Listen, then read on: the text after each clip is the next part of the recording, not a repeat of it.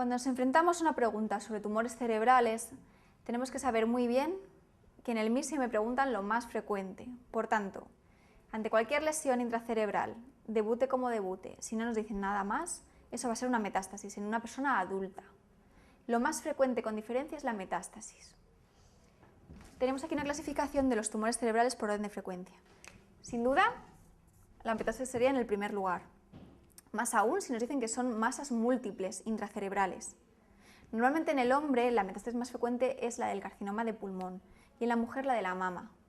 Aunque hay tumores que tienden a metastasizar en el cerebro con muchísima más frecuencia, como por ejemplo el melanoma, normalmente si tenemos una masa en un cerebro y es una metástasis, esa metástasis va a ser de pulmón o de mama, porque hay muchísimos más casos de este tipo de tumores que de melanoma. ¿Qué debemos hacer con un paciente que tenga una metástasis?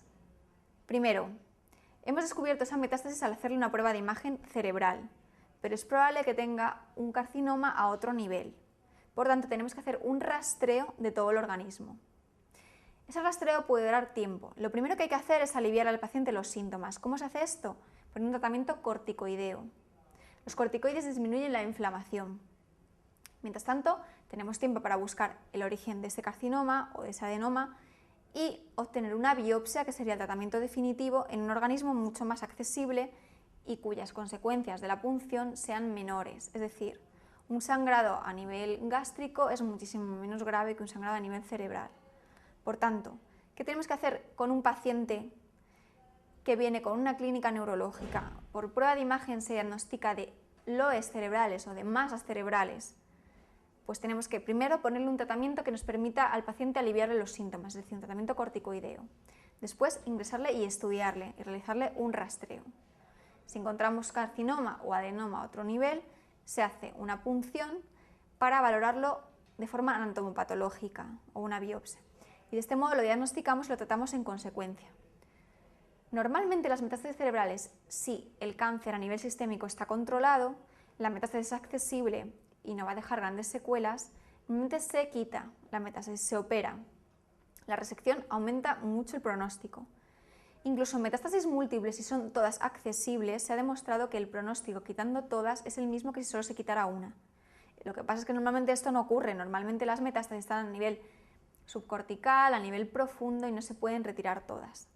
Normalmente luego se añade un tratamiento con radioterapia holocraneal y quimioterapia o no, según como sea el primario.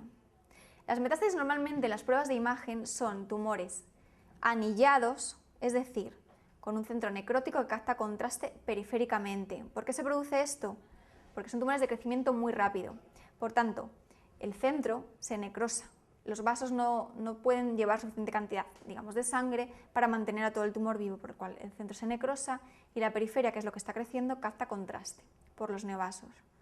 Como son células que vienen de partes del organismo que el cerebro no reconoce como propias, generan bastante edema. Por tanto, son lesiones en anillo que captan bastante contraste periféricamente y con bastante edema periférico. Tenemos que hacer diagnóstico diferencial con otro tipo de tumores e incluso con abscesos cerebrales. Para esto se utiliza la anatomía patológica. El siguiente tumor más frecuente que encontramos en el adulto es el glioblastoma multiforme, ocupando el segundo lugar. ¿Qué es el glioblastoma multiforme? Si en la cavidad craneal tenemos el cerebro, que tiene neuronas, glía y la meninge, los tumores que vamos a encontrar en la cavidad intracraneal van a ser derivados de estas células. Vamos a encontrar derivados de la glía o gliomas. ¿Qué tipos de glía tenemos? Tenemos los astrocitos, los oligodendrocitos, los pinto así porque tienen forma de huevo frito, la microglía y las células de Schwann, esto de forma básica. Por tanto, el glioblastoma sería un tipo de glioma que vendría de los astrocitos, es un astrocitoma. Encontramos 4 tipos de astrocitomas según su nivel de agresividad histológica, es decir, de malignidad. El primero sería el más benigno, el cuarto el más maligno. Bien, el glioblastoma es de nivel 4, de grado 4 de malignidad, ¿vale? Sería, por tanto, un astrocitoma de grado 4 y sería el segundo más frecuente como masa cerebral encontrada en un paciente con clínica neurológica. Por tanto, cuando encontramos una lesión cerebral tenemos que hacer diagnóstico diferencial con estas patologías.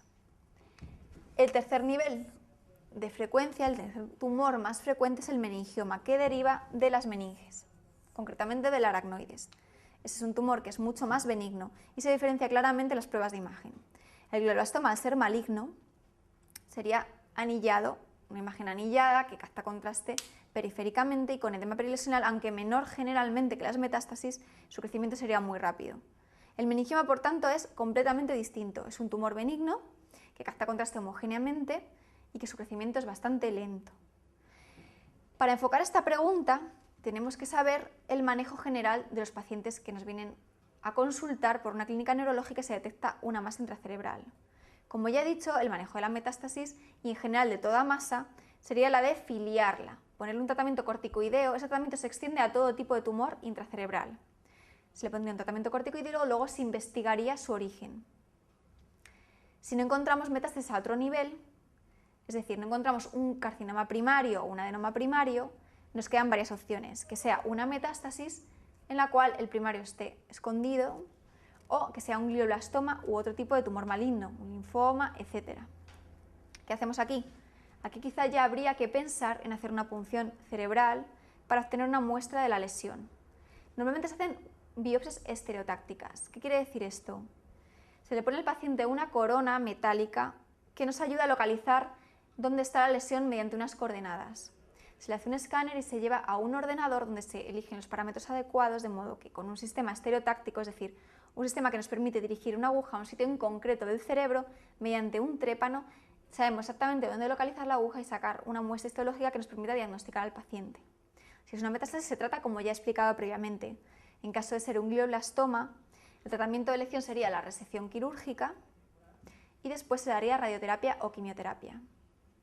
En caso de no haber encontrado lesión o patología a otro nivel del organismo, nos hace pensar que igual en vez de la biopsia estereotáctica, si la lesión es accesible, se puede intentar resecar directamente sin obtener primero la biopsia estereotáctica.